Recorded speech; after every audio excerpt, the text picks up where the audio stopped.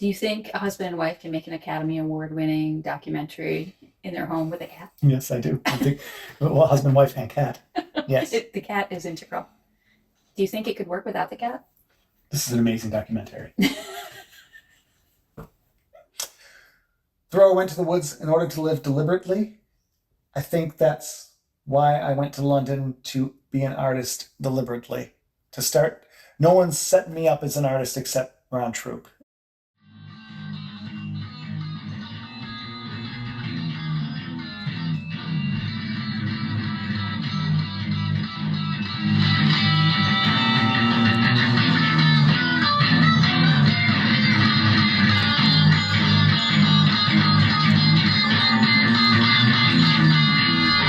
So you're really telling me that when the kids are taught the alphabet, it's X, Y, Z. And that's it. It's a like I sung. I don't think you got it on tape. A B C D E F G H I J K L M N O P Right. Q R S T U V. Right. The next line has to end in an E sound. Right. W X Y and Z. It's almost like a joke. It is a joke. The comic would go on stage and everyone would laugh when he said Z. Right, right. But that's what we've decided on. I think I've decided on the name for my movie.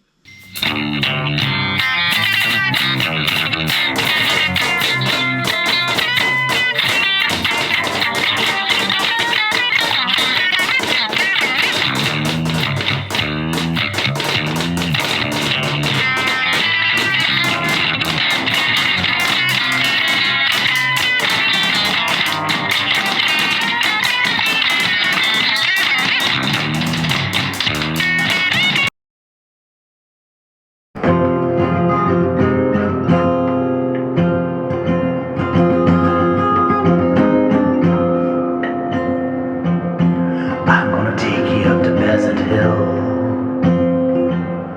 We got so much time to kill.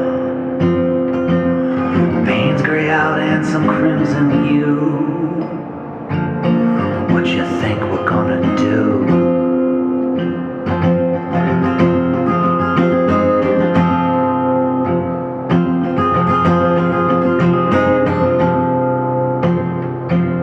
I tell you what, you're gonna marry me, and we'll lie beneath our wet oak trees. Shepherd's pie without any meat. Your daddy's whiskey at my feet.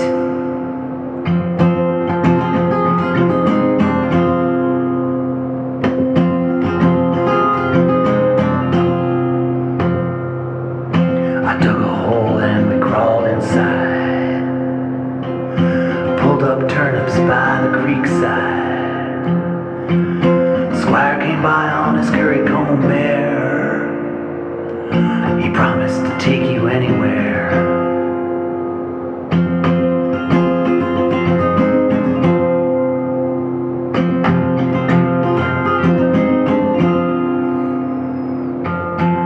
Years later, and we have a house, an old black cat and a wiser mouse. Squire's fat and I bought his land. Another day, take me by the hand, and we'll walk on top of Pleasant Hill. We got so much time to kill. Cadmium earth and Bimini blue sky. Not another need to satisfy. Not another need to satisfy.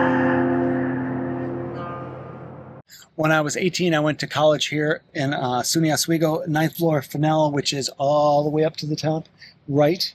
And I have been living here for 40 years. And my house is less than a quarter of a mile right up the road. I walked down here today. So yeah, that's pretty stuck. Stuck. Well, Henry Miller said an artist is other than human, not quite with the rest of society, the rest of humanness, the rest of life.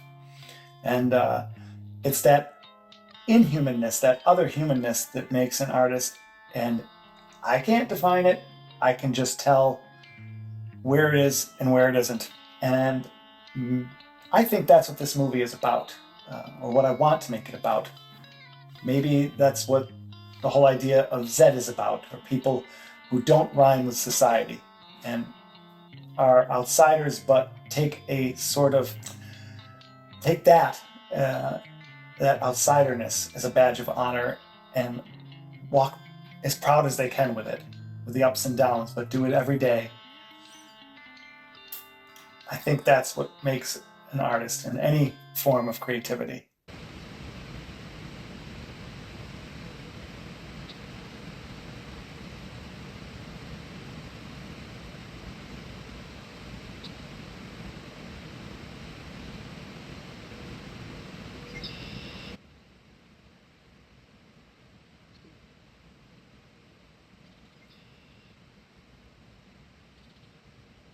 If an artist arts in the woods and no one's there to see it, is he an artist?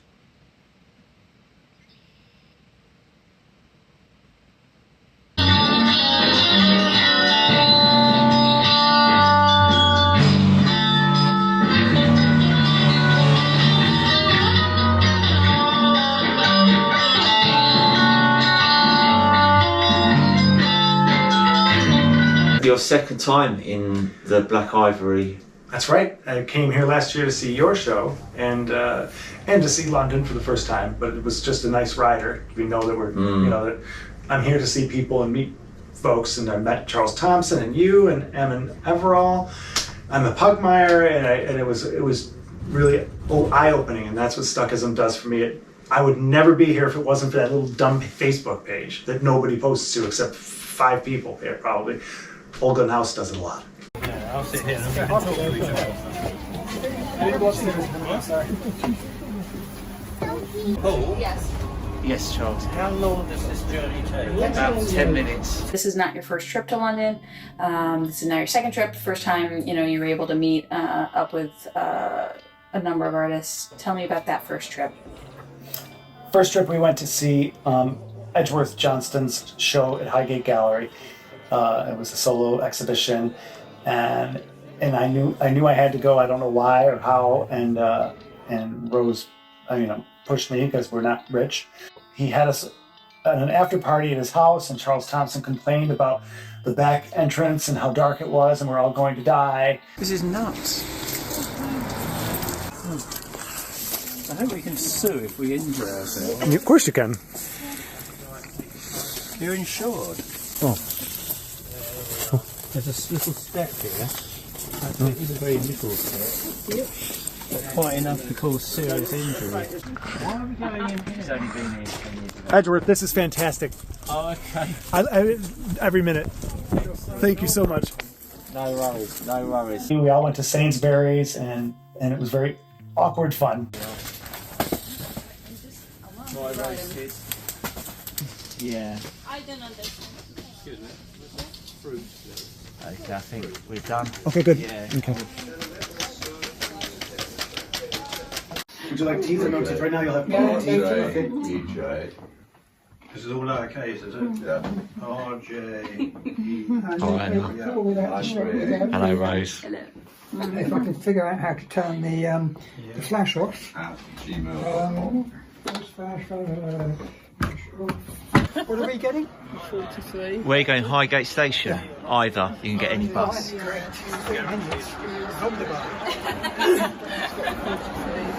now that goes right to London Bridge, so what do you think? Yeah, you can stay on it if you want. Tonight, to Edgeworth Johnstone's house, we welcome Mr. and Mrs. Ron and Rose Throop, all the way from some place called Oswego.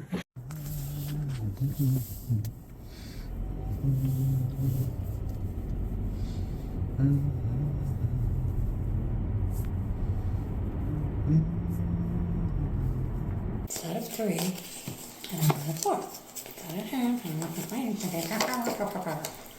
Who dealt it? Oh, you dealt it. It's Ruth. A set of 3 and a run of 4. Paintings I'm going to be sending to London via the mail today because I'm going to be out there mid-April giving away art, freeze art, as Edgeworth Johnstone says. And each one is labeled, each painting is labeled. Books obviously are labeled because I wrote them. Oil pastels, labeled, and I have 50 Slumpu to give away. This one's a CD I made with AI. It was a wonderful collaborative effort. Hope to see everyone out in the streets. I-16.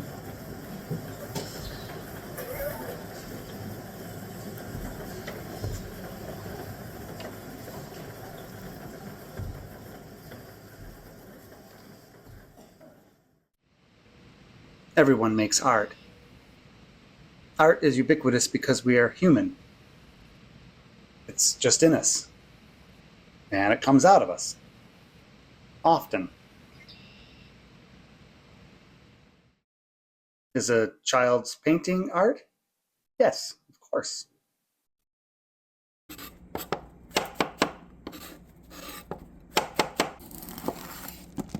How about anybody's Saturday night curry?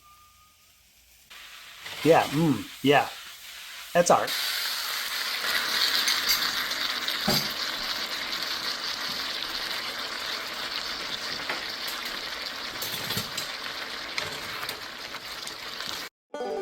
Okay, so everyone makes art. But not everyone is an artist who makes art. A great painting is art, whether it's of a horse made by your 5-year-old or a landscape hanging in the Louvre. However, your 5-year-old is not an artist, and perhaps the landscape in the Louvre wasn't made by an artist either. I went to London to break bread with another artist, because I am an artist, and just... Because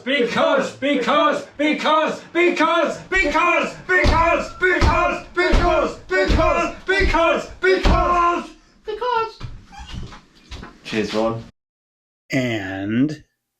Because I've got to do something rather than atrophy. Because I have an urge to express things. Because I have a need to explore and progress. Because I want to unite what is inside with what is outside. Because I have a spirit and a soul. Because I am enchanted and transported with colour. Because It's a revelation. Because I can communicate with the world. Because I can paint imaginary scenes that are more real than the scenes around me. Because There is a tradition. Because I relate to past artists. Because People expect me to. Because I want to. Because I am driven to do it. Because I do.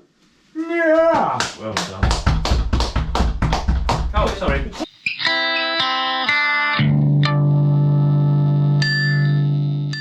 I think expressive artists are neurotics. I don't think they're healthy in the world, and there's something terribly and wonderfully wrong with them. Ron Throop is one of the major driving forces of Stuckism in the world, which probably doesn't say a lot, but it's something. Well, I'm consistently impressed by Ron Throop. He posts on the Stuckism Facebook group. And whenever I see a painting that's rather good, very crude, but somehow enigmatic and captivating, and I don't know who the hell it's by, I assume it's by Ron Throop, and it always is.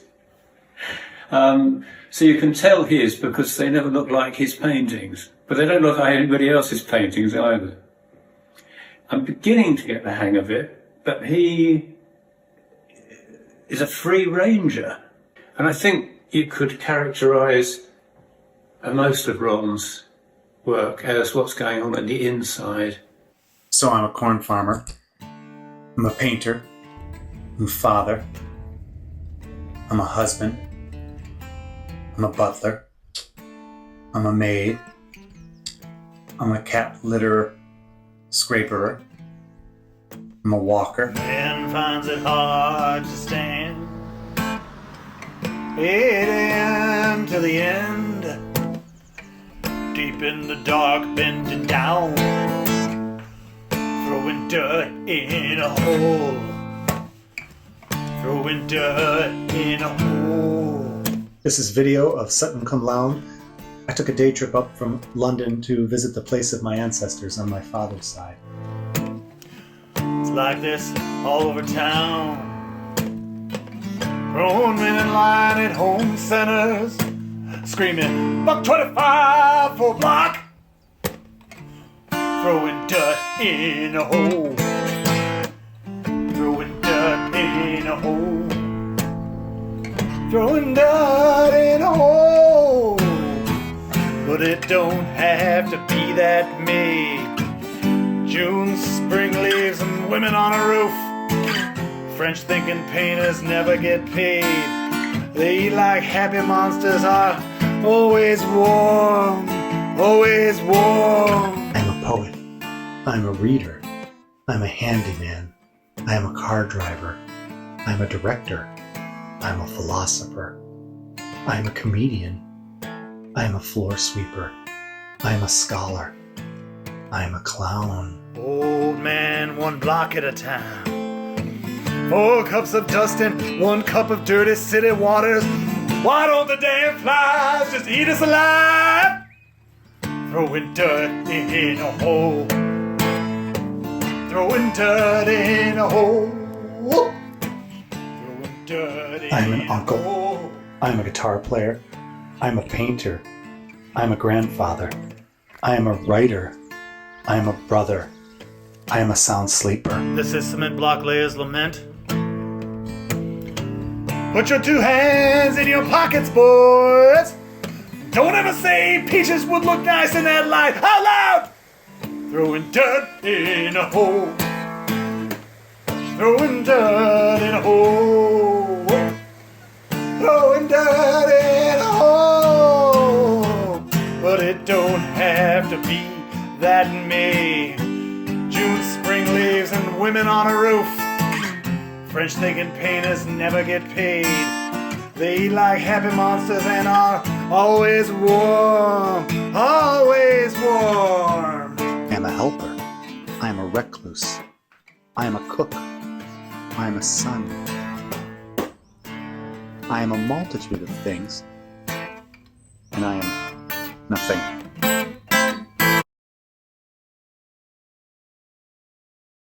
One of the differences I noticed between Ron's career and my career is that, you know, it takes a ton of self-motivation to call yourself an artist. When you go to a party and somebody says inevitably, like, so what do you do? And, you know, I say, I'm a director of marketing, or I'm a director of creative services, or whatever. And nobody asks. And nobody ever says, like, but do you make money at it? Like, but what, what, they never ask qualifying questions. And it's almost like they're asking, like, but yeah, but is it a lie? Is it real? And I've been asked that. I've been asked that at parties. Like, what do you do? What do you do for work? Is literally what I've been asked. What do you do for work? Because being an artist is not accepted. Out of every 1,000 artists, 999 aren't accepted because of what? Because they don't make money. Because they're not made. They'll get made by wealth. And once that happens, then people accept the artist. Like you said, we could be at parties and, you know, what do you do for, okay, you're an artist, great. What do you do for work? That's standard, but it could also be the bubble in the class that I'm in. If I was at a Beverly Hills party, and I say Beverly Hills because I don't know where rich people live these days, they're all over, I'm sure, but wherever, groups of them, I would, if I said, I'm an artist, they would, oh, great, so what gallery represents you? Because they would all know what to say, and that's where they can go get my art, and they go spend $50,000 on one of my paintings. Those people are made, they're one in, I said 1,000, 1 in a million, 1 in 100,000, incredibly high numbers. And when I say artist, I mean working artists, full-time artists. So I work, art is work. Still, no matter what, the way the paradigm is set up, it literally can drive me crazy. I wrote a book. I paint. I'm a horrible painter. I've got no right. I am a phony. I have imposter syndrome. I'm alone. I wrote a book. I wrote a book.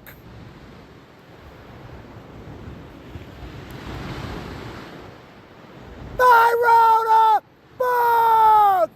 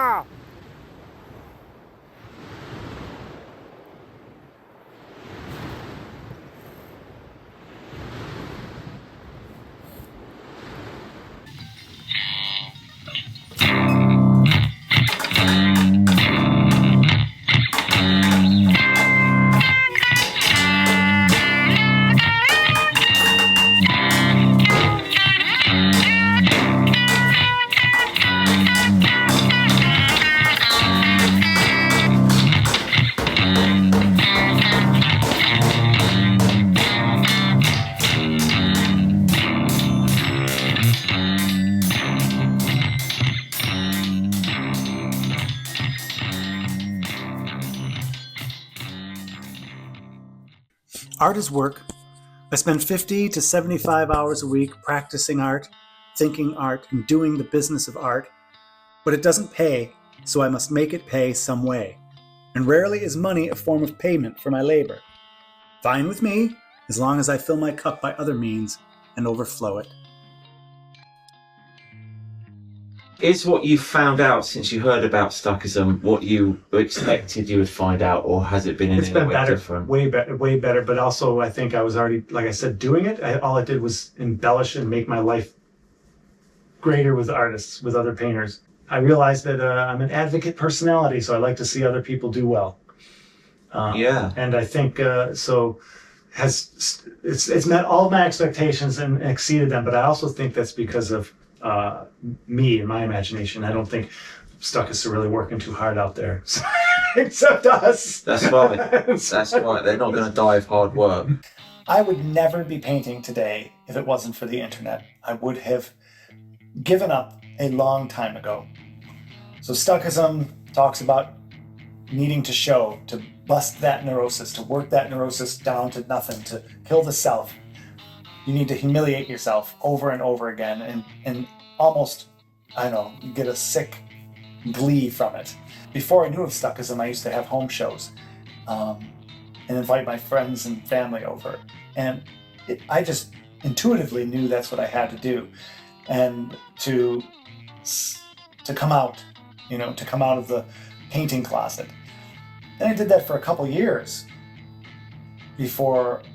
several years, 5 years before I even heard of Stuckism. And when I heard of it, it was like, these are my people. I went to London to feel like I have colleagues.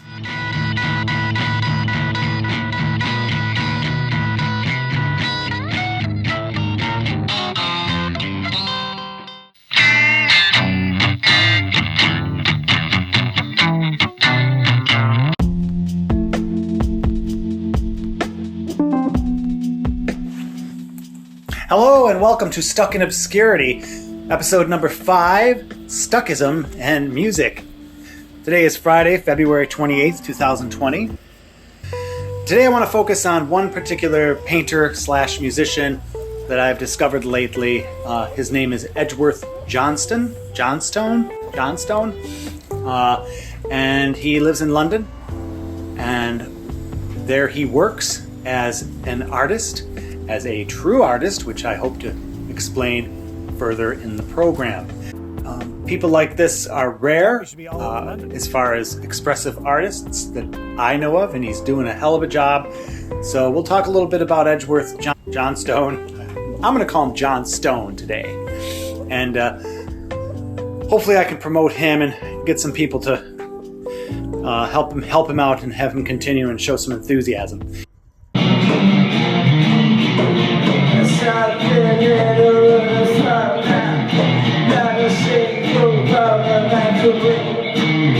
Where the mountains say, he said, go tap to it with a green. David in his go tap, he was bringing to it on his own. When Emma and I play live, I really get a kick out of knowing that they're all hating it. That's not true. I saw that guy dancing that one time. Oh, he was amazing. He was the he was the drummer. Band, Headcase. Yeah, he was the drummer of Headcase.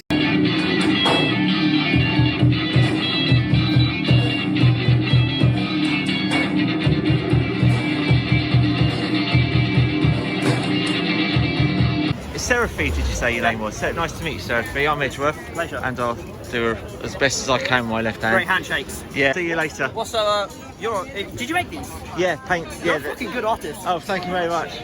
Keep on proletarian.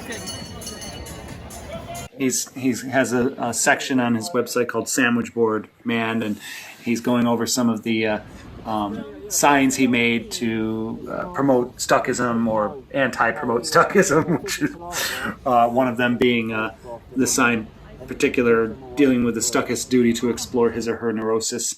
It's in the manifesto. He has this big sign that says, "Click like, you heartless bastard." how hard it is for an artist on social media to have anybody even like what they're doing. Once on Channel 5, there was a grown-up robbing a hive. Run on Yellow Sea, hello, we're told, happy with me. Oh, we're alone, this grainy sea. I have this mantle of... I appreciate the artist Edgeworth Johnstone, and I hope you do too. Buy his work, it helps. And next time you see him up on social media, if you do follow him, like it. Like it because you didn't do it, and somebody's out there creating and making the world a better place. Thank you very much for listening today. This is Stuck in Obscurity. My name is Ron Throop, also known as Poe.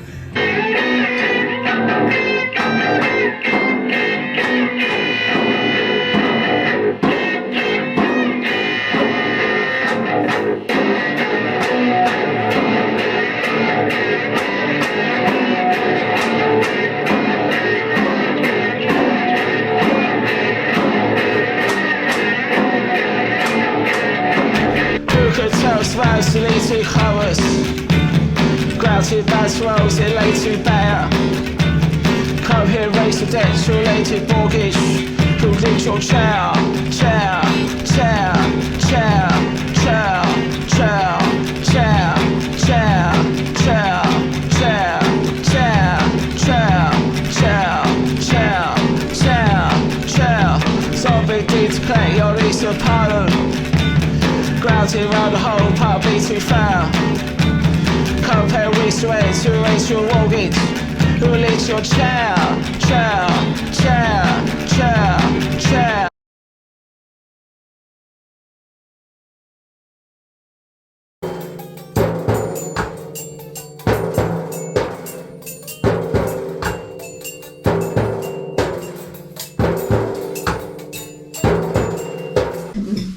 Well, you can draw. See, that's not fair. Are you still sticking dairy leaf boxes on your paintings and brooches and things like that? Yeah, I am, I'm afraid so. No, I don't mind. I think it's good. Yeah. Did you bring paintings to look at? Yeah, I've got four over there. Oh, we'll have a little show. Yeah, let's do an exhibition.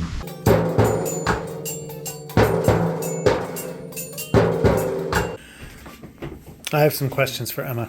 Yeah. So when did you first start painting? I always liked drawing and painting when I was really quite a young age.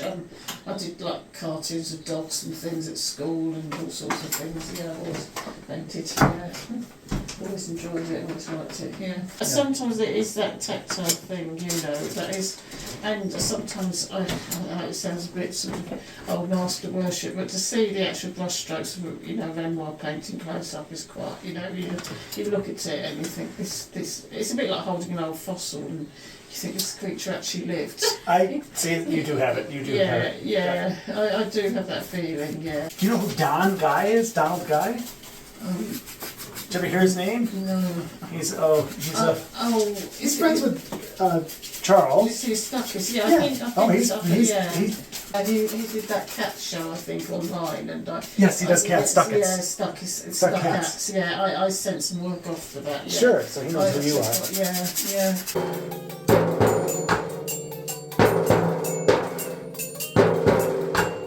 So I say these are quite political pictures. These properties in Gaza and in the West Bank will be built on Hamas grave.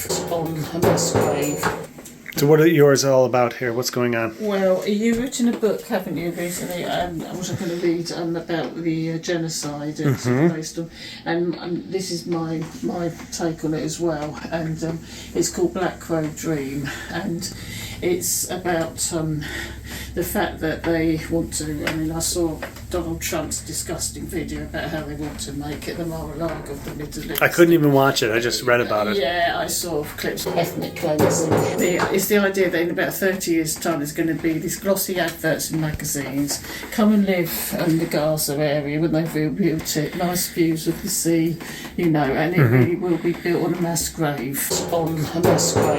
Basically, it's about the fact that they're going to be advertising in magazines properties in Gaza and the West Bank after the genocide, and these properties are going to be built on a mass grave. Genocide. But basically it's taking these adverts and then sticking the crows on, and as reminding people it's these properties in the Gaza Strip in 30 years' time, when they're advertising in nice magazines, will be built on mass graves. You can see the crime is under wraps. So I added the crows to the pictures. And also I gave them names. This is the first one, and it's called Satellite Discourse. The second one's called Conference, and this is where you get a sort of big diplomatic dance. This one's called Under Wraps. This is the third one, and this again taken from an advert for property. And this is sort of one of the buildings, views of London is covered with that sort of cellophane material, when they've got scaffolding. And to me, it reminded me a bit of you can see the crime, like a body in one of these forensic detective programs, like the Silent Witness or Laura Palmer in Twin Peaks. You can see what it is, you can see the crime, as it were, but it's pretty obvious, and it's good under wraps. You can see the crime, you can see what it is, you can see the crime, as it were, you can see the crime, it's under wraps. And then this final one is called Two Lone Birds, and that's sort of about all those people who found out the Labour Party, and all those brave, very outspoken people who were thrown out of the conferences, to stand up at a conference in a room full of people and speak out about what's going on in Gaza. So there you go. So that's my series, Black Crow Dream series. Let's get Ron back over here. Yeah, I'm sorry, I can't financially worth your while, Yeah. To do what? To fly back over here for his party. Yeah. I mean, it's a shame that you can't. You having a party? Well, it won't be till mid-June, because unfortunately next month I'm quite busy.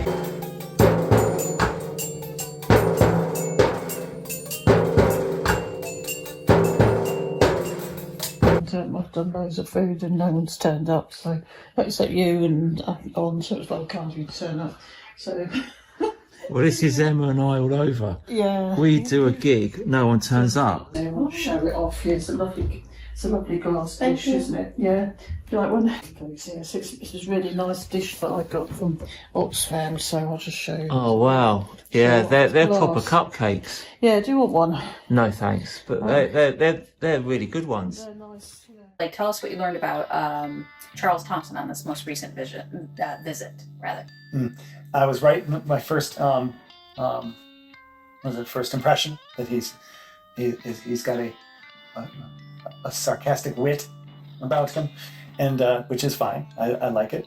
He's the founder of Stuckism, co-founder with Billy Childish, and there wouldn't be any Stuckism International. I never would have heard of it if he wasn't maintaining the Facebook page when I went on, and yet they have a website, also Stuckism, but it's outdated.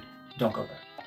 Right now, Charles is really focusing on his poetry, and I can't get too detailed because there's some secret stuff going on. Ladies and gentlemen, we're going to have to say that anymore, are we? Actually, we have to say that in this country now. What's that? Legally, we have to say right. ladies and gentlemen, Right. because we've been told by our... Now, I'm not going to get into this. This is controversial. Okay. Right. I'm not a controversial type of person. Right. Now, ladies and gentlemen, I keep on saying that. It's very old-fashioned. Yeah. Audience members. My name is Charles Thomson, I think, and I have brought along some of my little poems to recite. And last Sunday, we're inside the Tate, as sober as could be.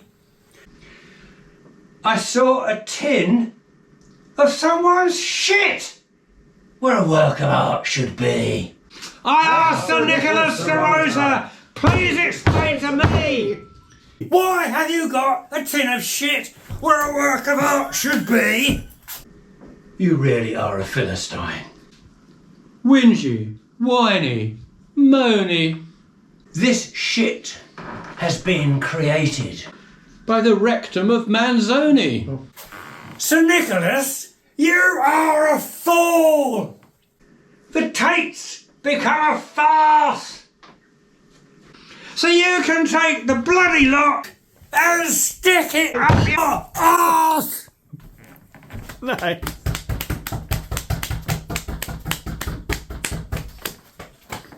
Well, thank you very much. We have a very appreciative audience here tonight. Oh, you certainly do. They're all applauding enthusiastically, joining in, and one of them is hitting himself on the head because he's American, and that's what they do in America, is to celebrate their president.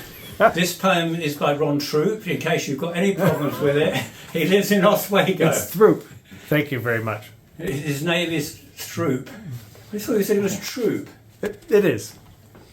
And so if you've got any complaints about this poem, actually if you've got any complaints about this tea, which is kind of more or less white. And here, the medium employed addresses the perceptive viewer with an aesthetic of the pure, which I am sure will still endure when man is ash.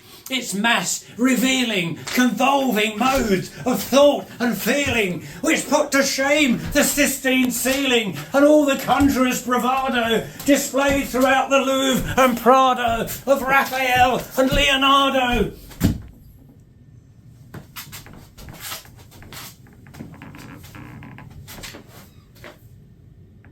There's something wrong. I think I might have turned left where one should turn right. I did. I'm in a building site. Fantastic. That was brilliant. That was awesome. Yes, lovely. Although there are many more poems available, I will not tax the audience's tolerance and fine support, and he's shaking his head. This is the highlight of my trip. It's absolutely fantastic. Unfortunately, Ron, who's come all the way from America, has a very disastrous time here, as this has turned out to be this turns out to be the highlight of his trip. Edgeworth, Can you hear me? I can hear you. Can you hear me? Yeah, at last. Yeah, you've been on my radar for so long, and now we finally meet. Edgeworth Johnstone and UK Stuckism. As I write, I'm tuned into Edgeworth Johnstone and Emma Pugmire's live Instagram broadcast. He's doing the dishes now because they're running a bit late, and 8 o'clock means 8 o'clock even with a full sink. Edgeworth is a Stuckist star, burning bright. He's been art making practically non-stop since I began following him in 2019. I'm glued to these Thursday night live events. One night it's music, another night is painting. They're fantastic. Oh, thanks. I just got another series done. I'll post it up tonight on Instagram. They're much better in real life than they look in photo, which is a compliment. I mean, I don't know, they just look. Thanks. I'm going to be breaking away. I'm going to clean up my garage sale, and then I got to go meet Rose. Oh, okay. That's a pleasure, Rob. Let me show you these flowers, though. Rose planted these zinnias. Check these zinnias out. Oh, beautiful. Yeah. She planted them from seed just a month ago, or 2 months ago. Oh, but Can you believe that? 2 months ago, there were seeds. Oh, God. Yep. I've never seen anything like that. Open house in Muswell Hill and nobody shows. A city of 10 million people and no takers to the free exhibition. Not bad. Actually a badge of honor for any prolific, self-loathing, respecting artist. And fuel to continue while Londoners wait for another artless poser in the Sunday Times to tell them where to go. Oh look, a Time Out advertisement. Must get to the money box with the pretty vetted pictures on the walls. Must get to the popularity show where everyone pays not to be humiliated. This year, thanks to Edgeworth and Emma, Stuckism is born again a big, healthy baby.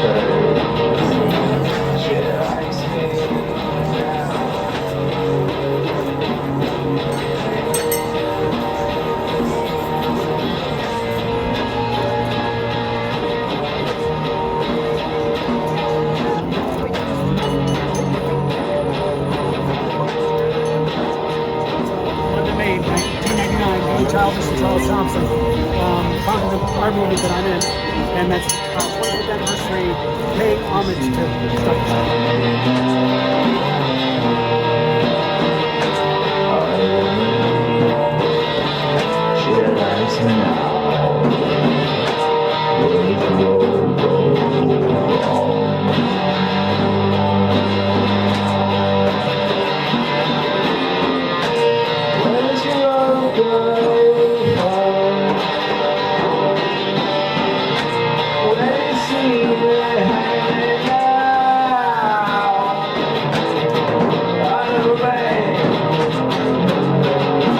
So on Thursdays we meet and live paint, or they were doing in here in this room they were doing some Lysistrata. What's that? Yeah, we were rehearsing Lysistrata with Libby. No time to laze, our freedom's now at risk. Take off your coats and let's dance, be brisk. There's more in it to meet the eye. Or so it seems to me. The scum will surface by and by. It stinks of tyranny. One time I couldn't make it to Instagram Live, so I pre-recorded myself for about an hour intermittently early in the morning and played it back with a dummy later in the day for Instagram Live. And both Emma and Edgeworth interacted with me for the whole time without knowing that I was a dummy. Maple leaves. I use paper bags. Oh, nice. And what I'm doing in the backyard is I'm bringing some of those leaves and creating a new garden. I'm using for mulch and compost right now. Oh, cool. But I'm also going to take some of those leaves, I think, and tape them to some slumpu. Oh, okay. I love That'll fall. be ephemeral slumpu.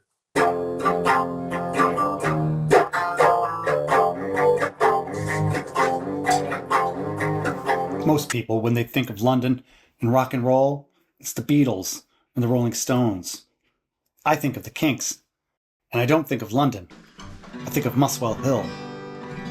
Nowadays, I don't care much about the Kinks. I think of the Edgeworth Band, or the Farangers, whenever Muswell Hill comes up. Granny's always ranting and raving, and she's always puffing and panting, and she's always screaming and shouting, and she's always brewing up tea. Grandpappy's never late for his dinner, 'cause he loves his leg of beef, and he washes it down with brandy and a fresh made pot of tea. Have a cup of tea, have a cup of tea, have a cup of tea, have a cup of tea. Hallelujah, hallelujah, hallelujah, Rosalie. Hallelujah, hallelujah, hallelujah, Rosalie.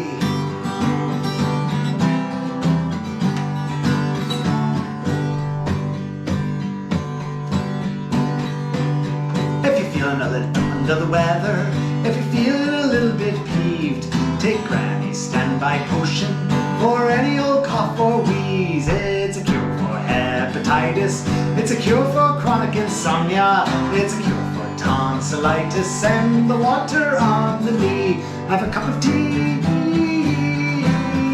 have a cup of tea, have a cup of tea, have a cup of tea. Hallelujah, hallelujah, hallelujah, Rosalie. Is there any chance you're going to be sober for sound check? Yes, definitely. Rosalie.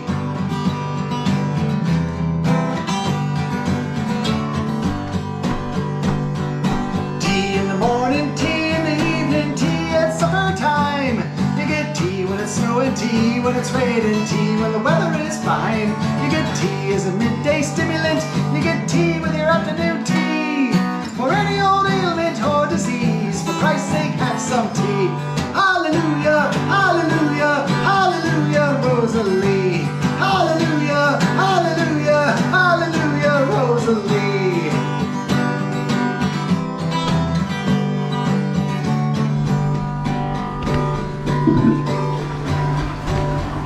Whatever the situation, whatever the race or creed, tea knows no segregation, no class or pedigree. Tea has no motivation, no sect or organization. Tea has no one religion nor political belief. Ooh, have a cup of tea, Have a cup of tea. Have a cup of tea. Have a cup of tea. Hallelujah, hallelujah, hallelujah, Rosalie. Hallelujah, hallelujah, hallelujah, Rosalie.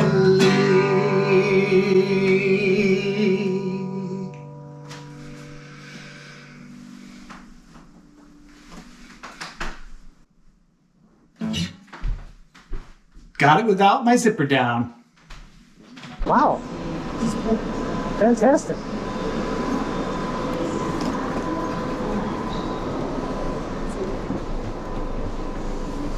Okay. I got it for Rose like 4 years ago, so it's a little dated. It seems to be filming my knees. Is that right? Yeah, because I don't know how to put on this. I was in the bathroom trying to.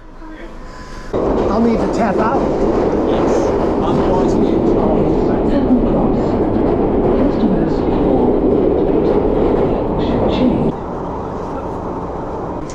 But then Don, you've heard of Donald Guy. Takeshi Guy, yeah. He has a little tiny house gallery or something in Lincoln, and he has to. So I sent him some paintings. Yeah. So I'll just go, shake his hand.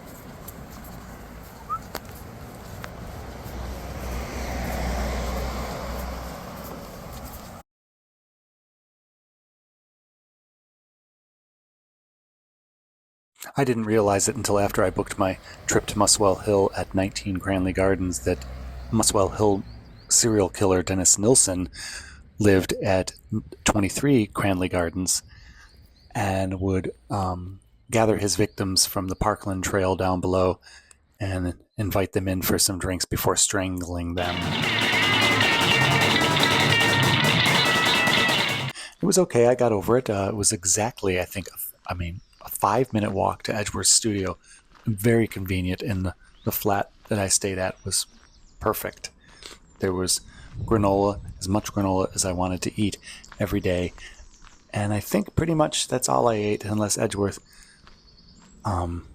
mostly what I ate, unless Edgeworth gave me something to eat or I was able to pick up some snacks at the local Sainsbury's.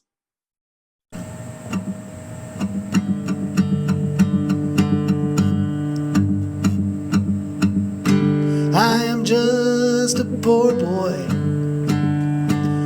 When it's cold, I cough. People go to bars in the night. We will like some possums and dodge the cars in the road. Oh, but you won't.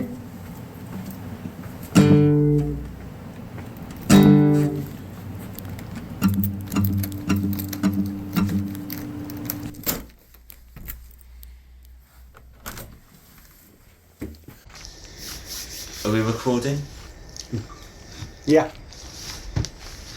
Ron Throop has arrived from Oswego in New York. He's in Muswell Hill in London, where I live. I'm Edgeworth Johnstone, and Emma Pugmire lives near me in Crouch End, and she's here tonight. So it's 3 people, Edgeworth Johnstone, I'm the MC. All right. Ron Throop. Hello. And hello, Paul. As you can tell, we're good at this. Yeah. Is anyone still listening? So you're asking me how it made me feel to have compatriots. It's everything for me, because the painting is already alone. Making art is alone, but when they get together at Black Ivory, it's just once a week for them. They're getting together to talk, and it's the talking. It's the water cooler stuff that everyone else in a job, no matter if you're building a road or in the office, you have these moments of just banter and talking. To wrap up the work you're doing. And a lot of times people are in teams. Building a road is a teamwork thing. Working in the office can be often is teamwork. You have teams. Artists don't have teams, and it's team Ron Edgeworth Emma. It was pretty damn good. What's up?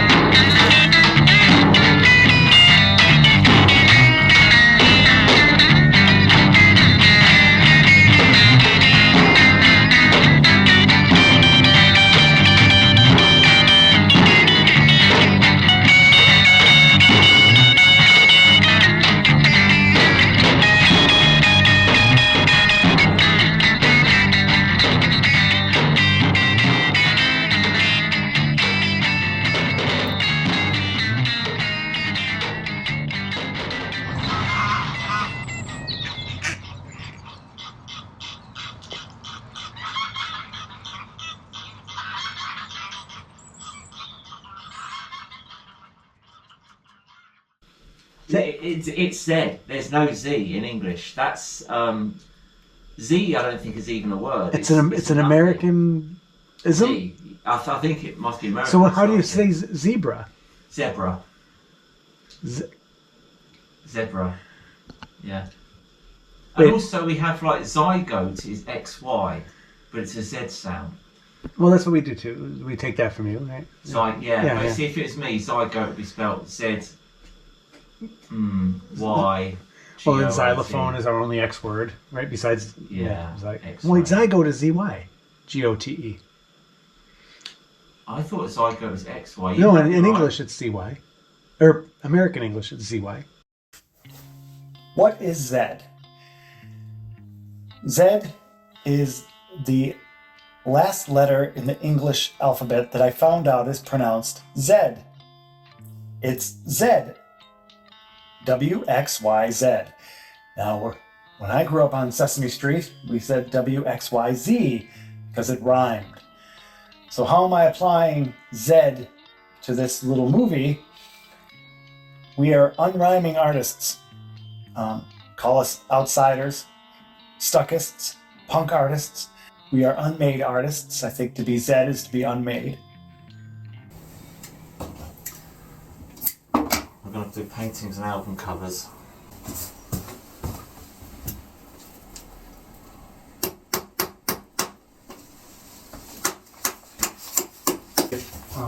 The gesso so much as it takes, every ripple you have around boards and it just turns it into a tight. It's like painting on a board, Yeah. And sometimes I just put on Beethoven. I don't even, still don't know Beethoven, but it's relaxing to listen to. Yeah, Billy likes listening to classical. So I guess because Ukraine is a massive resource, has got a lot of natural resources in it. That's right, the whole point, right? So if America's going to be taking a load of Ukraine's resources, I think, but then I think the EU is playing that too. They're trying to grab them too. Right. Yeah. They're the ones that are, so gung ho about more war. Yeah.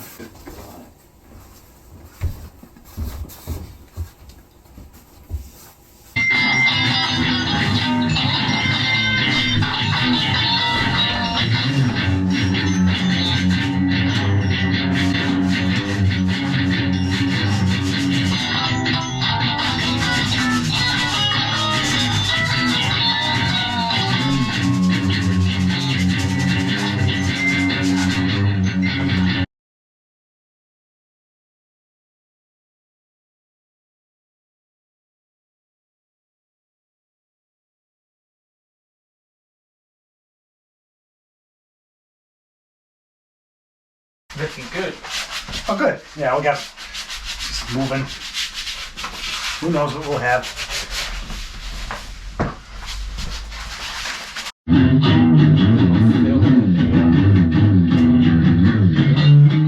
I'm always thinking to make the signature look good, not just like an afterthought.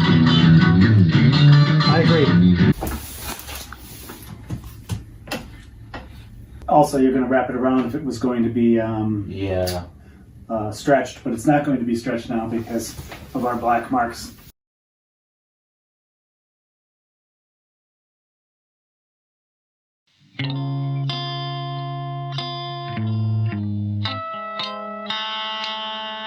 The bristles of the brush, I'd always sort of be looking and I'll brush the way that was easiest on the bristles. I wouldn't go against. It feels like you're shaving the wrong way. Right, okay. That kind of... I do that now all the time. That's really important to me. Because Matt said, do you notice Billy sometimes makes that with the brush because he's going up the wrong way? You know what I mean? Right. And I just I mimicked that. Yeah. And I've never forgotten it. And it's made a massive difference to how I paint. Not complimenting what's being done, but breaking it down, but not destroying it. Keeping what's good, but breaking it and putting like another dimension in. Almost like you're sculpting into it. Nice. And that's what I try to do. And I think it might look like I'm confident, but I'm not really confident because I really don't know if it's going to work out or not. you have a way of stopping, and even if you're wrong, it's a Stuckist duty to be wrong, right? It's a Stuckist duty. Yeah, Charles is really happy with me going Stuckism is wrong. Wrong, right? Well, and then when I told him, well, it's actually in your manifesto.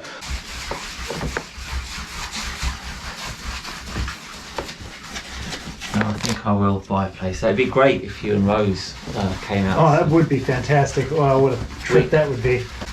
I remember when John Berger criticised Picasso, saying he needed themes. Oh. And it was just well, so that's just funny. toe-curling to listen to. And he's such like a waffling intellectual. Didn't he write like The Way of Seeing or something? He's well known. He had a programme, and he lived into his 90s and was on telly for decades. Really well respected critic. But it's like, who are you? Well, he's got to be relevant.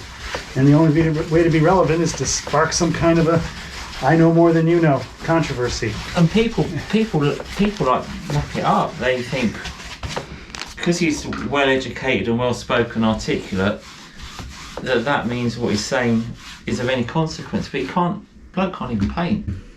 If I did 100 paintings now, I don't think I'd want to paint over as many of them as 100 paints from 10 years ago. Me too. Right, very similar. Right. So I think I'm getting better. Right.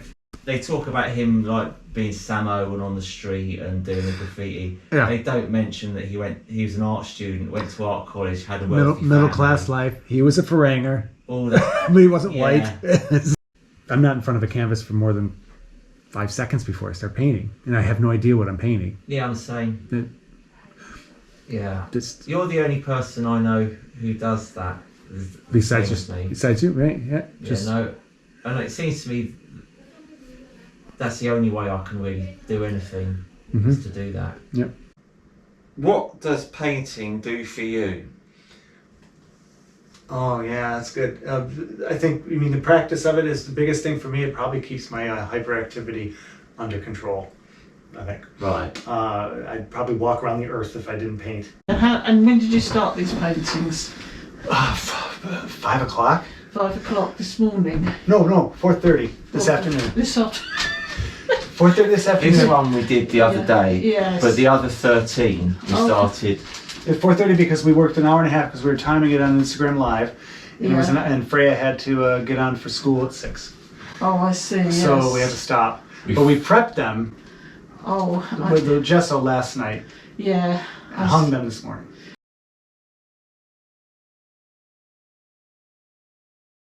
You may well ask, where's Lincoln?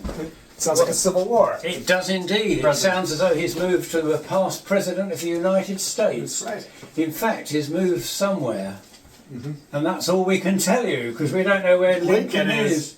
But you've been there. I've never been there. Right. And I was born in this country, which is why I've never been to Lincoln.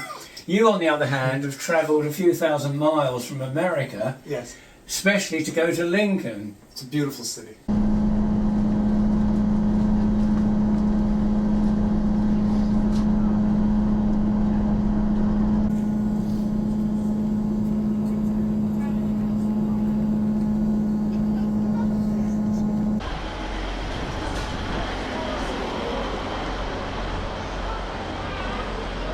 In January, I wrote on my blog, To All and Sundry, that I was giving away my art for free for a year. What I didn't sell during each month, I would burn in a full moon bonfire. Donald Guy of Lincoln, UK, wrote back immediately and said, please don't burn them. Give them to me. In fact, I have an opening in my gallery at Mint Wellbeing Hub in April. And it was quite coincidental because I was also going out to London in April, and Lincoln is about a 2-hour, hour and a half train ride northeast. So said sure. I got together 50 11 by 14 cardboards and painted them all up and sent them to Donald to hang. Thank you.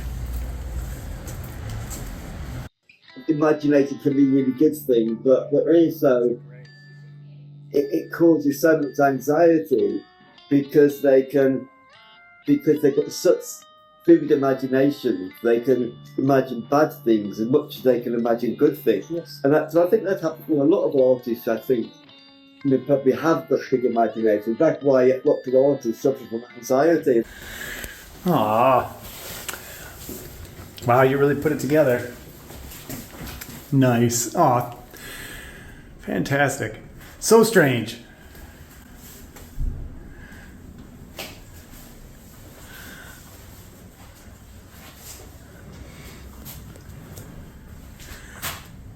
Hopefully you can get some people to take them. Yeah.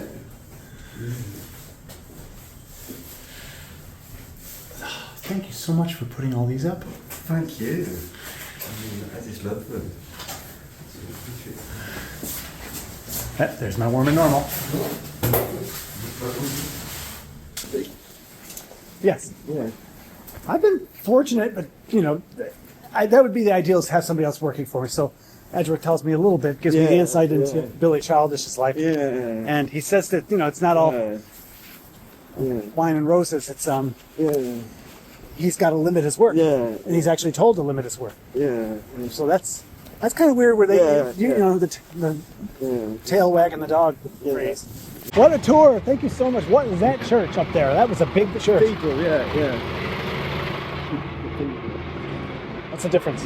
A cathedral is every city has a cathedral and a bishop.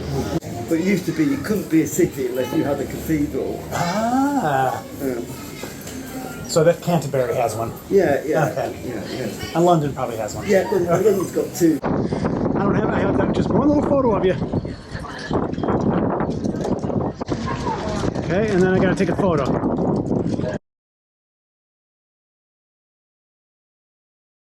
Yeah. Did you get out to eat much, you and your wife? Yeah, but 3 times a week probably we come out for lunch. A cat cafe. Yeah. You should be having your show at the cat cafe. Yeah, I thought so. Yeah. You have to book up to go. Oh, okay. Yeah. They've got, I think, 8 cats or something. Jeez. Yeah.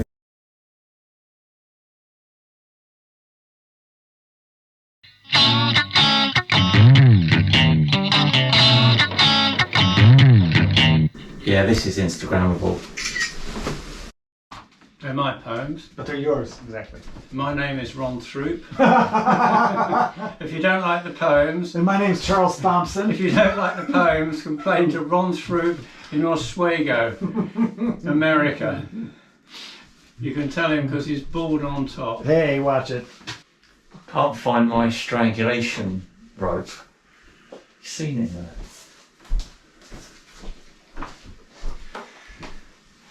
I think that was an interesting start. Yeah, I mean, we'll,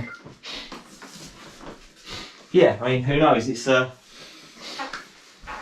where's my rope? Strangulation rope. Yeah. What color is it? Red. Okay. I don't know why I took it off. Is it on my neck right now? Oh, you're wearing it. You're wearing it. Yeah. Well, here we go.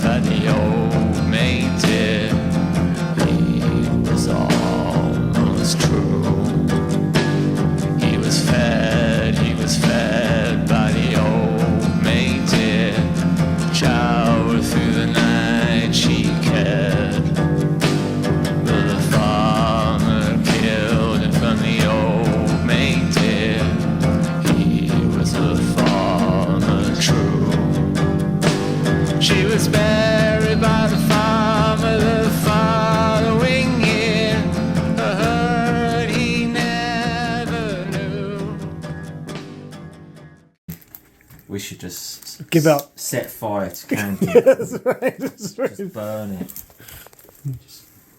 Camden is a very busy people place in North London where there are many shops and things to do. It's a high tourist attraction. Edgeworth set me up on the side of the bridge where the town crier stands and yells very loudly to bring people into the market for shopping and food. But it worked so much in my favor because everyone was coming over to my little stall. And I got more attention when the town crier started to call out free arts, get your free arts here, which he called out a lot and often. So it's in my head still, just him calling it out probably 100 times that day and bringing people over. Edgeworth has since befriended the town crier, whose name is Alan. Any free arts? Come and help yourself. Free arts over here. Also come to market over here. Roll up, you boss-eyed, bow-legged, Bohemian, Barcelona bargainers. We've got free art here, the artiste. Looks like peace artiste. Oh, thank you for taking it. Thank you for taking it. This is my website in the back and what Slump was about.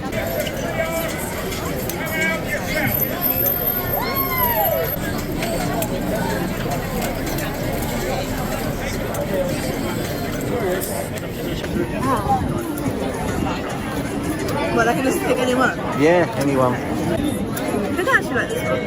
Yeah? This one. Hi, I'm the painter. So we're Stuckist, I came from New York. You know Charles Thomson? Yes. No. Yes, we do. Actually, Charles Thomson's very good joker, right? No, I've known him for years. Oh, well then Edgeworth is very good friends with him. Yeah, I know Edgeworth. Oh, he's right over there. What? Right there in the yellow. In the yellow. So you've got to go talk to him. So weird. It's bubbles, that's what it is, bubbles. So it's a little bubble wrap.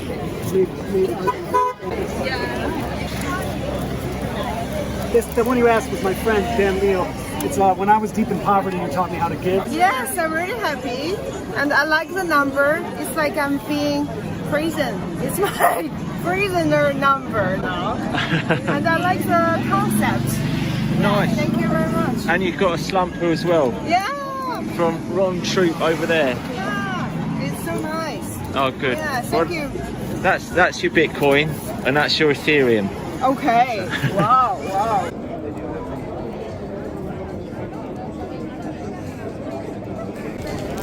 This one's love letters to my wife before we got married. I pour out too much, and maybe she likes that. I will take a random one. I think it's this one. Yes. I'm going to put in my new apartment. We are building a new gallery wall where we want to put all of our art because I'm living with two other artists. I'm a visual artist. I have another friend who's a visual artist and then a photographer. So we just moved, so we want to put a whole gallery wall in our place, and I'll send you a picture.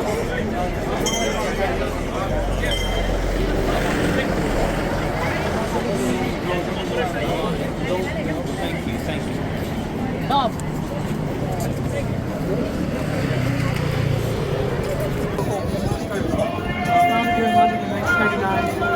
25th anniversary, I wrote a book about it, so you can maybe take a look at places. Our students have got to learn about Stuckism. They're all, I said there's 16, there's 30. I use the Russian alphabet as a marker for each series. So this is my mother's doodles. So I have 100 of these, so 56 would be the 56th one of the 100. Yeah, perfect amount for a Black Ivory store. Yeah. I can't talk anymore. I've been talking so much about Stuckism and Slumpu, and it's like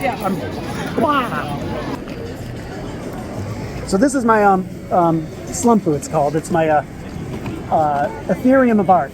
Edgeworth over there does the Bitcoin of art. Okay. And it's his money. It's not really, but I make a series of 100 of these in this style, and I do each one, and I use the Cyrillic alphabet to give them the series name. So whatever that. Wait, how do you use the Cyrillic alphabet? Sorry to grab right there. See, that's the A 75. So this would be number 75 of 100. This is not a print. They're handmade. Yeah. And then you can go to the website and find out more about me, but obviously Slumpu and what it's all about. Yes. Why am I doing it for free? Free art, freeze art. That's my friend across the street. That's his phrase. It's just, everybody's always trying to make a buck, but art is something that is very hard to quantify. The bourgeoisie tastemakers, what they do is they say you can't, this is bad art, this is bad art, this is good art, completely arbitrarily. When in fact we should be buying art because we like it, not because of the value. Because if you have art that you like, it's going to be worth infinitely more.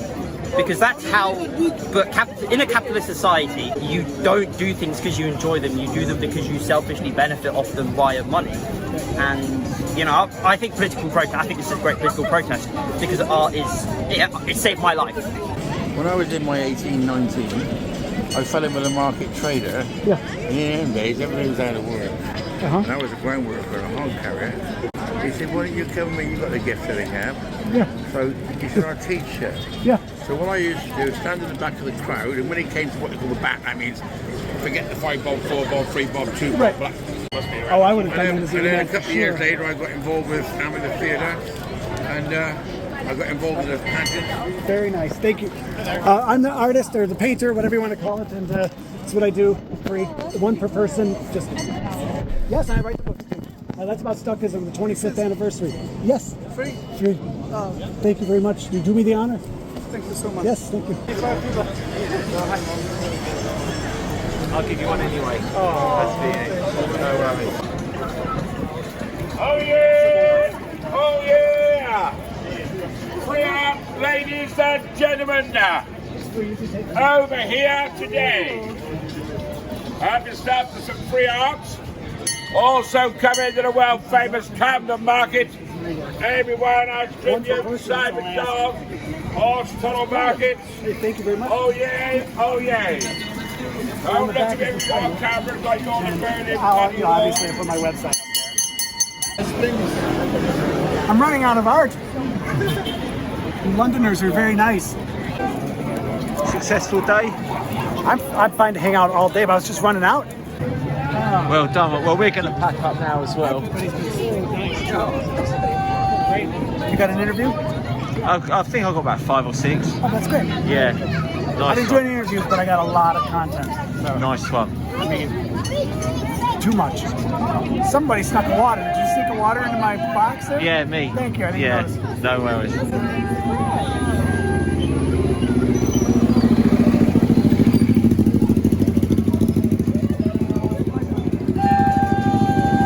But it's also, I haven't combed my hair in 30 years, so it's kind of amazing. Right, I'm saying all the interesting stuff beforehand. Do you want to be the MC to start us off? Just what we're doing today? This is one Throop from New York in America.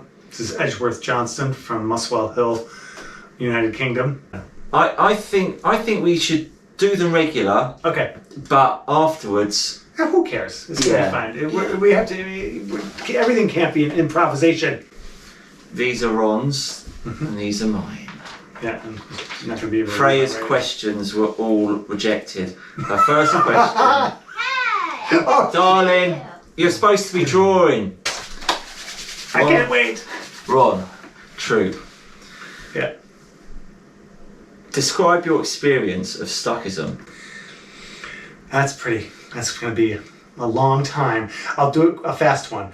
2013, my friend Dan Leo, who's a whole other story, turned me on to a Stuckist exhibition in London on a YouTube channel, right?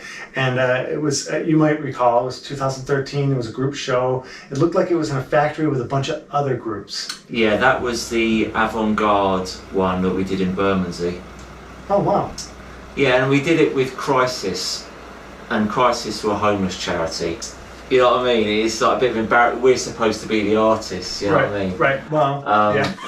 I mean, you could just take anyone off the street, ask them to do a load of paintings, just as good as art. The thing I make is the thing you're looking at is not going to change the world, but it sometimes is how I'm feeling that day. So whether it comes out, I mean, if I had one arm, I would paint differently.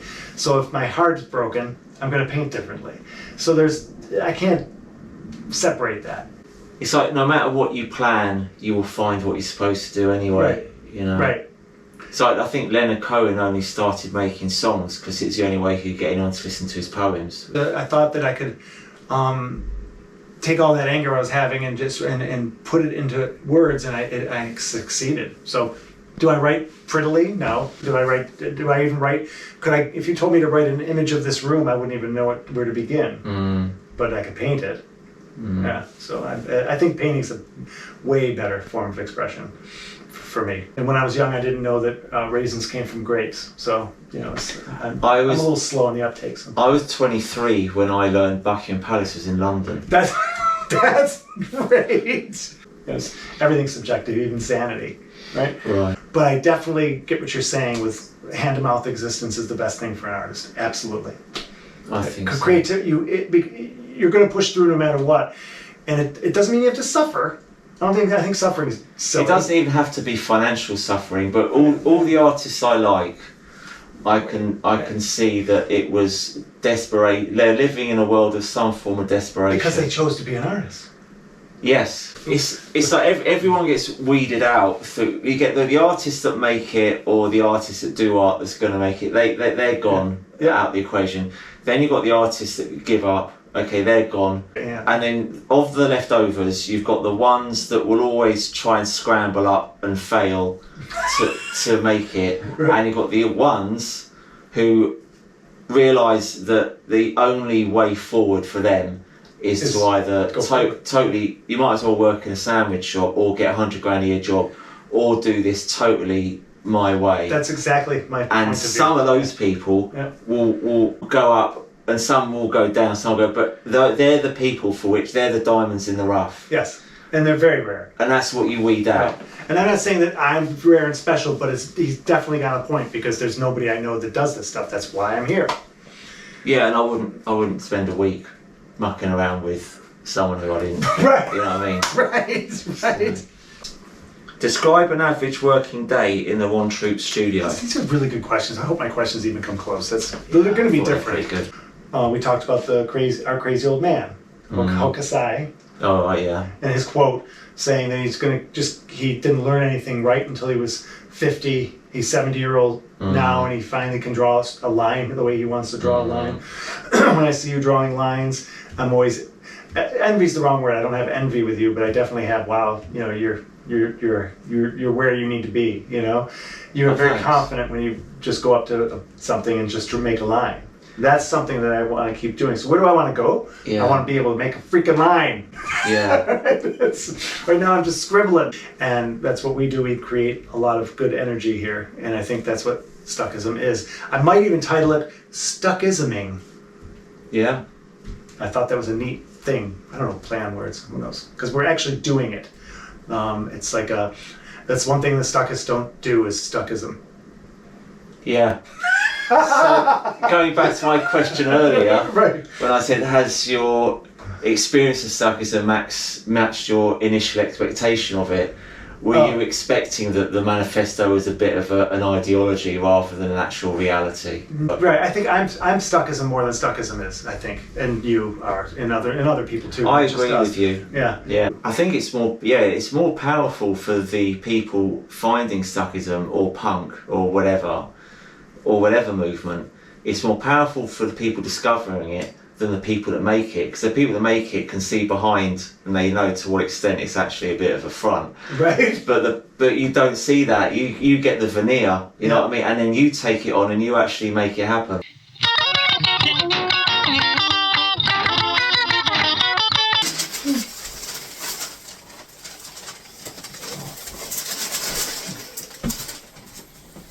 You've got to dance through life. That's right. I'm broadcasting live now. That's most unfortunate. Because his heart's out. His heart's giving out.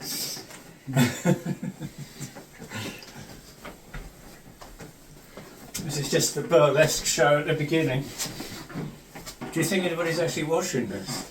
I know that no one is. Oh, well, that's good. Gets better and better. Is it John Ron Thom or John Ron Thom? John Ron Thom, because there's a whole little banter back and forth about Throop having a silent H and Thomson having a silent H, but everyone looks at Thomson and says Thomson. Nobody says Thomson. They look at Throop and they say Throop, as Charles Thomson did many times, would say Throop, but it's Throop. So I'm going to always call him from now on Charles Thomson. Charles Thomson, Edgeworth, Johnstone, Ron Throop got together one night at Black Ivory to do some poetry, readings, Charles's, and painting together, collaboration painting. Imagine three older men. Edgeworth's pushing 50, I'm 58, Charles is over 70, and we are about as close as you can get comfortably making paintings. Either way, nowhere in the world that night were three middle-aged to older men making paintings together in a tiny cramped room. And it's just nowhere else in the world, which is to me a very exciting thing. It means something. I can't really define what it means, but it's something. Yeah. Would you describe yourself as eccentric? If eccentric means doing things that bring you joy, then yes. Or if eccentric means trying out things that other people would think are too weird because they're trepidatious and afraid, yes, I'm eccentric. I'm eccentric all the time. I pretty much wake up eccentric. Can we start these bloody paintings? Yeah, let's go. I'll start and stop. Yeah. How long do we have to do them? As long as we like. Does more than one person work on the canvas at the same time? Occasionally. Well, I just have to say, excuse me. That's right. All right. Just be polite. Okay. Do you want a little pad of paper for anything? I'm just using it for a piece of cardboard or something for a palette. Yeah, man. I'll sort out this phone. Yeah. I don't suppose you've got a big round brush, have you? So what do? Do we paint for 5 minutes and then swap or something? Yeah, you can go to another painting if you want. Just you're obviously not going to knock somebody out of their little painting corner. But if you get bored, you want to try something else. Everybody, I guess the goal is for all of us to touch the painting in some fashion.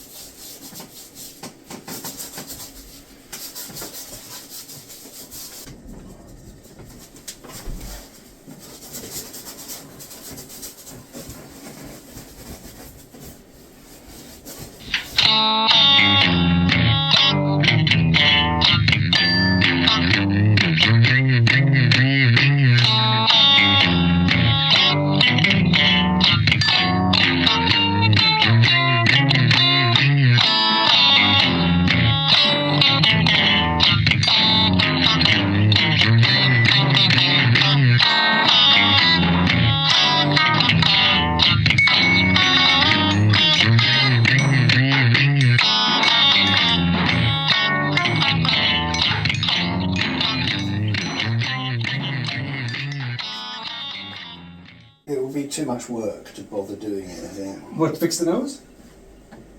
Is that what you're talking about? I think it's a little bit sharp. I think it, seeing as it's a key. Check this out. No, Just trust me. I didn't mean that bit. I meant the vertical. No, we're gonna fix it. We're gonna fix it. Oh, that's better. Leave it like that. There you go. See? Perfect. I mean, that one obviously appeals to me because it's the way more like the way I normally work. Yeah. This one, yeah.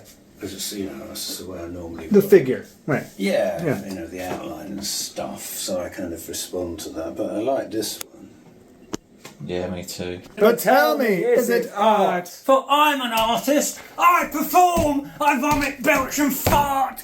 Since I'm an artist, you can tell that what I do is art. There's a part of this that looks from where I'm sitting a lot like play. How much is it play and how much is it work? And then is it important to be play or work? Wow, that's a great question because it is play. But it's play you don't even notice being play because the whole time I was at Muswell Hill, I thought I was working, never playing. But let me put that another way. Or I could say I always felt like I was playing knowing it was working. So isn't that the height of what any human being wants to do when they're working, is feeling it is play? I think so, and I think that's another, plus for art. Another good example of getting together with people. John Ron Thom was play, but it was work. We had 5 finished paintings at the end, which, as far as I'm concerned, are priceless. because of that time and space.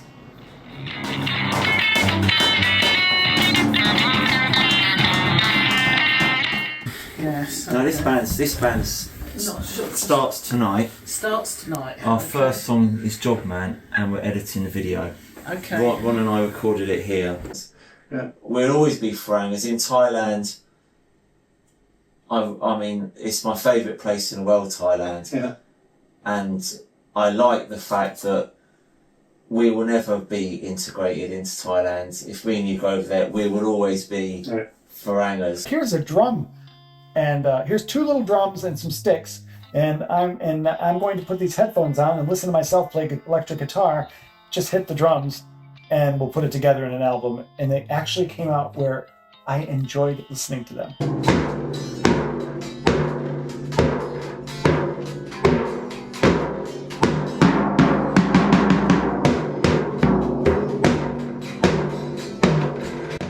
If I move to Thailand, it'll only be on a condition that I'm going to be the richest man in the village. I'm not going to Thailand poor. Yeah. Because if you're in Thailand and you're not Thai, you're never one of them. You're the Farang. In Thailand? Farang, yeah. Farang? Farang's like a European, like white people basically. Farang. Okay. You were talking about what our collaboration should be? Farang, yeah. Farang. That's what that's what we're going to call ourselves.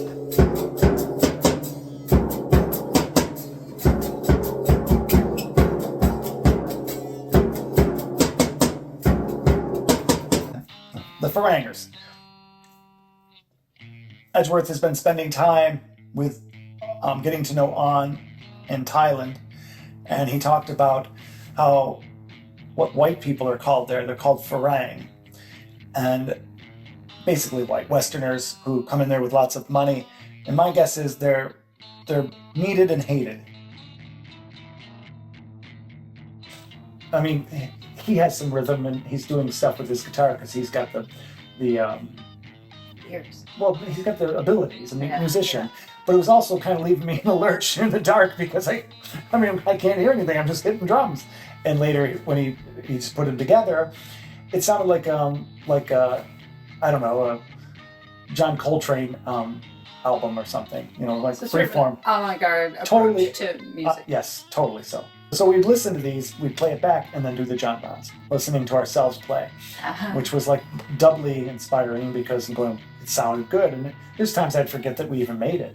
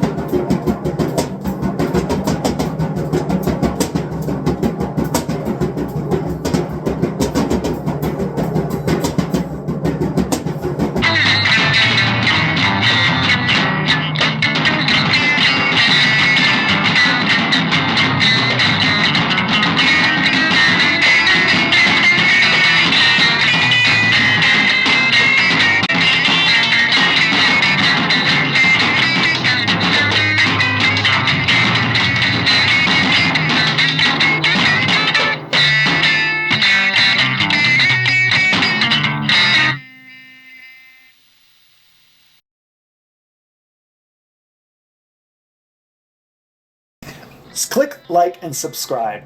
That is hell. Hell is social media. Hell is other people. It is the worst thing that's ever happened to artists, and as Edgeworth Johnstone says, it is the Stuckist's duty to harness and ride the internet. He is so right, and it is such a wrong thing we have to do. But it is the only way I met Edgeworth Johnstone, Emma Pugmire, Charles Thomson, Emin Everall, in the flesh. See, there are other painters I have touched and who have let me come to them and visit with them. Galleries, art magazines, the art establishment kills the artist because it turns the artist, the painter, the music maker into a business person. And to be a business person means you have to allot time to make money. So it's anti-art. Stuckism has to be anti-business. So other artists, I can't speak for them if they're failures or not. I just know that I am not a failure. And because I don't use the judgment of what society, the majority of society, uses to recognize success. To me, and the way I see things are topsy-turvy. People who consider themselves success are rank failures. And that would pretty much mean all lawyers.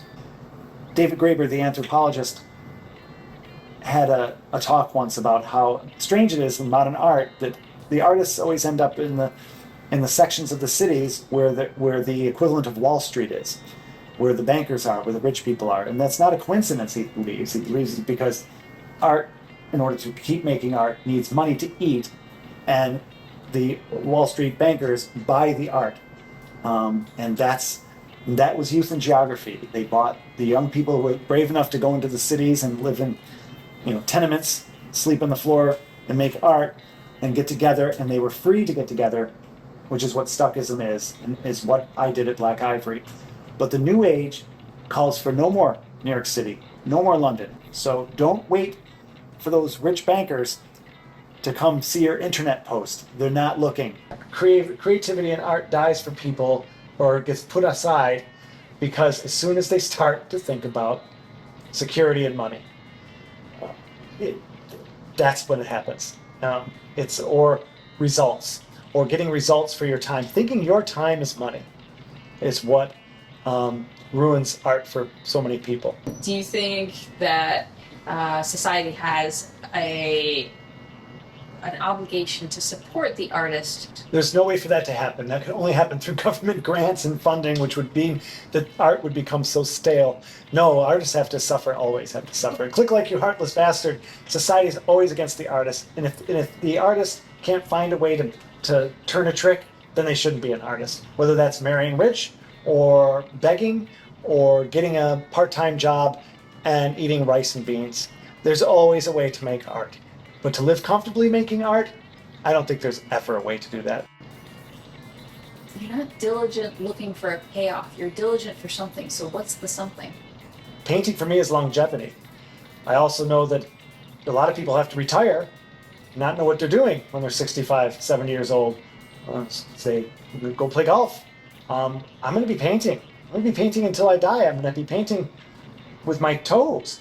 As soon as I know what sells and what doesn't sell, or what's popular, or what doesn't make other people cry, or even in the world where I don't make any money, what gets the likes and the no likes on social media, that is an instant influence from others. And the only way to keep that pure and your art pure is to never accept that. And it's impossible to, once you become involved with others' opinion of you. So public opinion is a weak tyrant compared to one's own private opinion. That's Thoreau.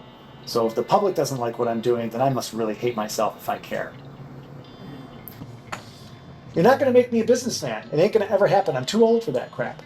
I don't want to sell you anything. Is there freedom in that? Yes, yes, but it's not freedom if I didn't have help.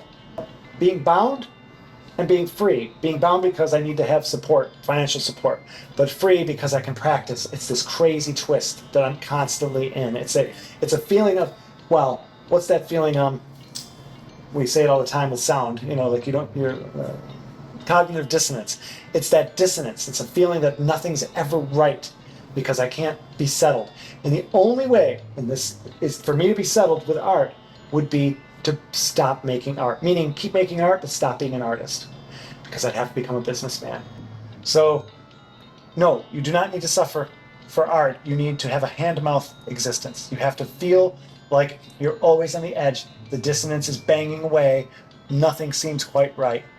And then you're willing to keep pursuing it under all those conditions. That's what an artist does. Those horrible conditions that other people say, no way, I'm just going to watch TV tonight. I don't want to spend my life trying to get you to buy something. Art is anti-business. It has to be anti-business. I don't want to spend half my life trying to get you to buy something. I don't even know why I would want you to buy anything I make. Because that's not what it is. And that's not why I'm doing it. I'm fortunate to be able to go down into my studio and make art. Congratulations, I win.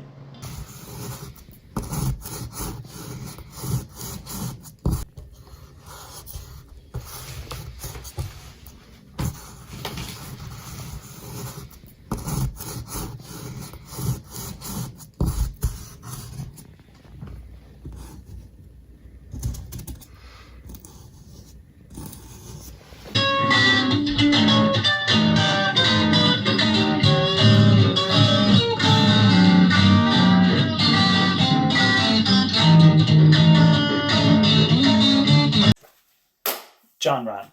Tell us about the John Ron paintings. That was specifically with Edgeworth, Johnstone, and Ron Throop, right? Johnstone.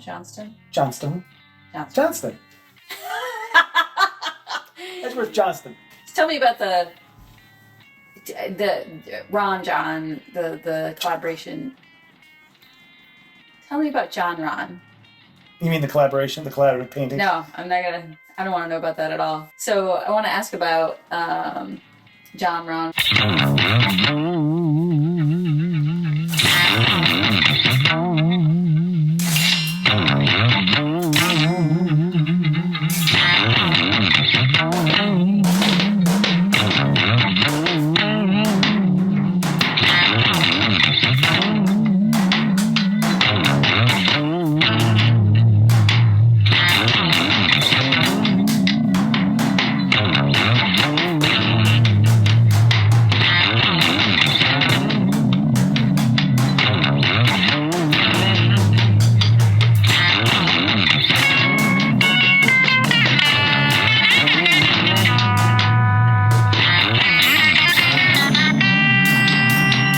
Emma, you're the first person to see And these paintings done today. the pressing pause paintings. Oh wow.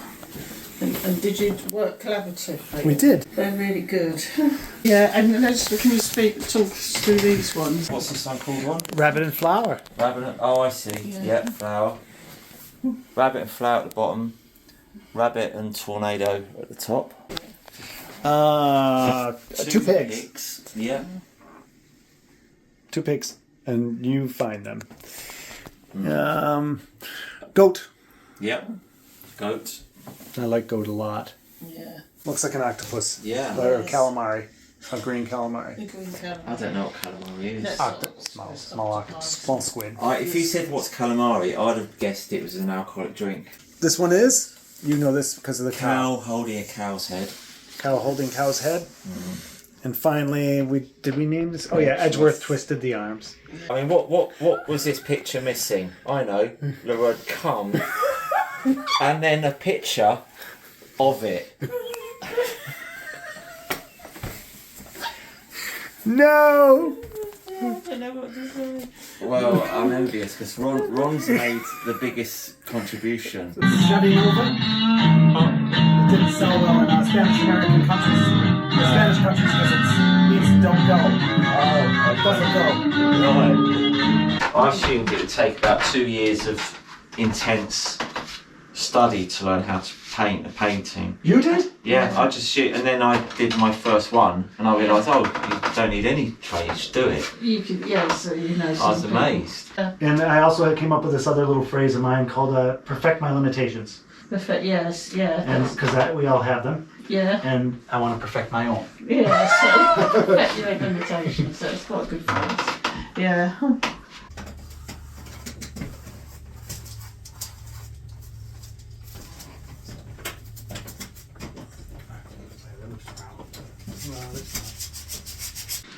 finished? Yeah. Yeah, I say so too. Yeah, one. That one on the right looks done. Yeah, I think those 4 for me are done. The little man, I don't know. Do you want to do any more on that one? No, that looks great. Yeah. Something else got to go over there. I mean, I'm seeing a top hat I want to put in on one of those guys. Which one? This doesn't that look great? What's he looking at? All our work. Yeah, that does look good. Yeah. The colours, you mean? Yeah, just terrific. Looks great. The image. Oh yeah.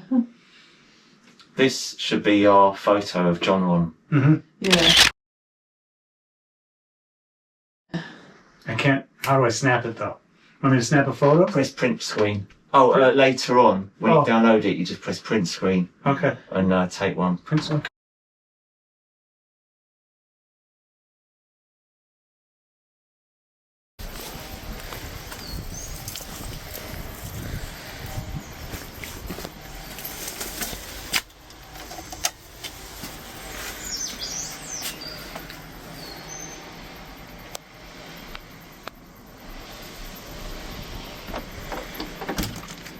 Hiya. Hi. 2 more days and you're free. 2 more. Today we're doing cottage pie. Cottage pie. All right. And you're using ground beef. Yeah. Okay. Yeah. 5% fat minced beef. Organic mushrooms. Nice. Frozen peas. Organic potatoes. Oh, nice. And then it all goes in this, which my mum bought possibly before I was born, which I'm surprised about. Right. Switch off the sprinkler. Hi, Richard. Do you have a garden, Ron? Oh, I do. Yeah, okay. Do you have to sprinkle it with water in the summer? Yes. Yeah. Oh, yeah. No, just we've had a lot of very sunny weather. I know. If Black Ivory are cross-promoting each other, then I think it's mutually beneficial. Yes. So if you're doing what I'm doing, then that's good because it's a collective activity. My mailing list has got like 25, 30 people at max. I have 50 just on my email list, right? Not a home address. No, email. Yeah. I have that on my Substack. 55 people that should be doing this. I don't know why I don't do things like this. No, I mean, I've got 33 who subscribe to my WordPress, but I don't think they're active people. My mailing list are people that have actually bought off me. So they're quality contacts, but like I say, I've only got 25 and I've been doing this since I was 28, so... I only have 50 and I've been doing it since I've been 20 and I'm 10 years older than you, so... Yeah. I don't want to be an artist. I'm getting old. No one wants my paintings. I'm not organized. The basement is packed with crap I don't want. It isn't a studio. It's a cellar. And it's dirty. There's furnace. There's pipes. A sump pump. Edgeworth is a great artist. Andrew and Olga, they paint better than me. Lupo paints best. There are 25 better painters that I follow on social media. I like what they paint, but only because I envy it. I miss something they have. I was not born with their natures. I picked the wrong career. I have imposter syndrome. I want to harvest potatoes and work all day under cloud cover without people. I love painting. I don't want to struggle expressively while building myself. I want to travel. I want money. I don't want money. I sometimes want to watch TV and count money. I want to swim in a pool and walk in Spain. I am an online busybody. Every artist I see is ahead of me. I don't know what to do if I don't make paintings. I can't draw. I am a hack writer. I just paint out of my head. My concepts are boring. I am jealous of better painters. I want to be great, and I am always mediocre. I am a masochist exhibitionist. I suck stuck. I suck stuck. I suck stuck. So if you had all the money in the world, what kind of place would you have? Would you have a great big castle place or a little place? Yeah, no, I would have. Rose and I always talk about our coffee would be better, but that's about it. Right. I don't want to complicate things. Obviously, now with what I know, studio space. Yes. I'd have a Billy Childish warehouse. Yeah. Yeah. Or dockyard house. I'd want 12, 20-foot ceilings, and I'd want to. So what we've always talked about is buying like an old factory in upstate New York where things are cheaper than here for sure. And building in. Now we hadn't always talked about it. It's just one of our ideas of many different ways we've lived. Yeah. And that's build inside of it the rooms you want, like your kitchen, but in your bedroom. Yeah. So inside make a nice looking place, but you walk out into and it's just studio. It's just make a mess. Music over here. Yeah. Painting, sculpture, something. What about you? What would you do with all the millions? I had a very simple, small living quarters. Mm-hmm. I'd have a big studio, and in the middle of that studio would be a bed, a bath, kitchen, toilet. So I could always just, whatever I needed. If I just want to take a rest, I don't want to have to move out of that mindset and then go back into it later. I like waking up in the studio essentially, and I'd have. Me too. Yeah. It'd all be open plan, no walls. Yeah. I'd have my music stuff over there, printmaking, painting. I'd have something for making those like performance art, like those mask videos. Green screen. Yes, green screen. All my props and clothes. I had sewing machine so I could make clothes as I go along. The only thing stopping you is real estate. Yeah.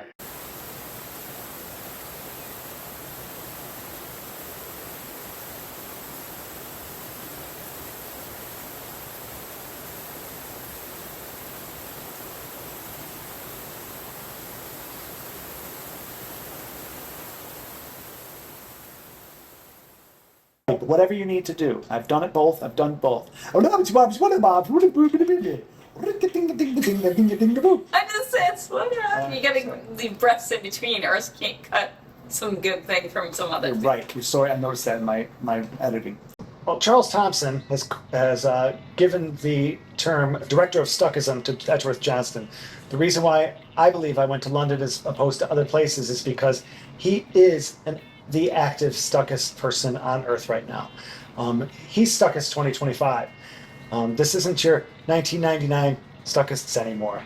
And he wants to take it to other places, and it's only going to go to other places with people like him bringing it another 25 years into the future. Otherwise, it will die. Even though the manifesto says some great things, Edgeworth writes a manifesto every 3 weeks. My art scolds the masses. That's what it does. Half the time. Half the time it's pretty flowers. Half the time it's scolding the masses. And that's how I get off. Because I think you're all nuts. There is a lot of neurosis and putting yourself out there that other people just do not do. Make a fool of yourself. Stuckism is making a fool of yourself. Stuckism is playing the fool over and over again. And you never become wise. Museum art is dead. It's literally dead. It's the history of art. It's you go in there when you die. That's what the museum should be. A lot of museums are playing the game like we'll put on a living artists show. They're just trying to stay relevant. But it's a museum. It's a place. It's the coffins of art. But expressionism, living art, Stuckism is alive. It's go to the canvas. Get your hands dirty, all oily. Sniff the spirits, and see what happens. And let the museums worry about you after you die. Wow, that was neat. Yeah, the light just completely went out. I think there's enough there's a the gravitational pull of things to be where they're supposed to be. The people who find acquiring money to be relatively easy for whatever reason, those kind of people, there's enough of them who will willingly, like the people who make political donations to their billionaires, they'll donate millions of pounds to their favourite political party. They don't need to do that. Right. Some might do it because it gives them an in, or there might be an ulterior motive, but there are some people who will genuinely just do what they consider to be the right thing at huge personal costs. Mm-hmm. And I think artists live off those people, even if it's not being given to them on a plate. Love to find them, just a couple. I'm sure that we're going to be fine on. Okay, good. Doesn't matter. Whatever we do, as long as we keep doing what we're doing, that will be enabled. Even if we can't, we'll always find a way. There'll never be the day where either me or you go, well, that's it, no more painting. Right.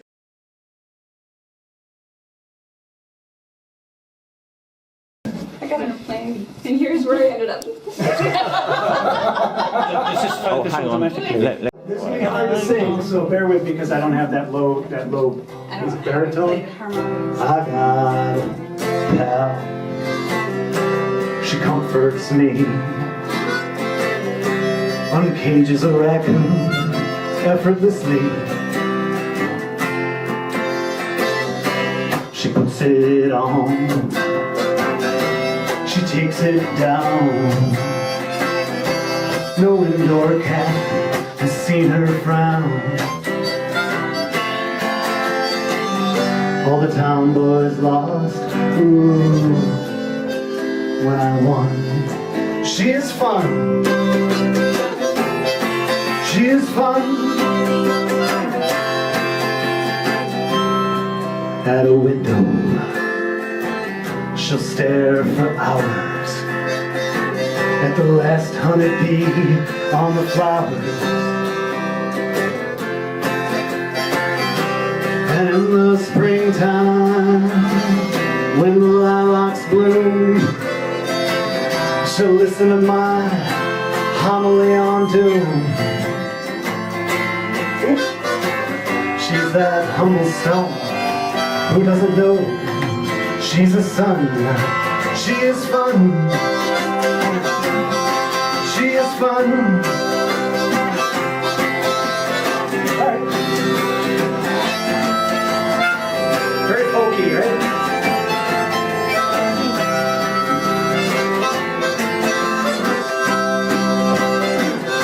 Here we go. She pours me a drink like an amateur. Nose bourbon on ice, won't Sakura. And when the lights are low and the sirens sound and there's not another soul around, I reach down her back for that hidden dimple. Oh, who knew life could be so simple? Hey, it's time to go to bed now. The TV shows have begun. She is fun. She is fun. Yeah, she's fun. She is fun.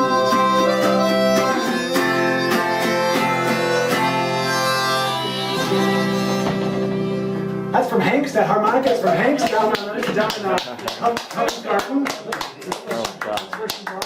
And they ripped us off, Hank. Well, it's about double what we paid. 43 pounds for that. Okay, that was fun. The next station is Mornington Crescent. Side by side with the human race, there runs another race of beings, the inhuman ones, the race of artists, who, goaded by unknown impulses, take the lifeless mass of humanity, and by the fever and ferment with which they imbue it, turn the soggy dough into bread, and the bread into wine, and the wine into song. Out of the dead compost and the inert slag they breed a song that contaminates. I see this other race of individuals ransacking the universe, turning everything upside down, their feet always moving in blood and tears, their hands always empty, always clutching and grasping for the beyond, for the God out of reach, slaying everything within reach in order to quiet the monster that gnaws at their vitals. I see that when they tear their hair with the effort to comprehend, to seize this forever unattainable, I see that when they bellow like crazed beasts and rip and gore, I see that this is right, that there is no other path to pursue. A man who belongs to this race must stand up on the high place with gibberish in his mouth and rip out his entrails. It is right and just because he must. And anything that falls short of this frightening spectacle, anything less shuddering, less terrifying, less mad, less intoxicated, less contaminating, is not art. The rest is counterfeit. The rest is human. The rest belongs to life and lifelessness. Henry Miller. This station is Mornington Crescent. This is a Northern Line train terminating at High Barnet.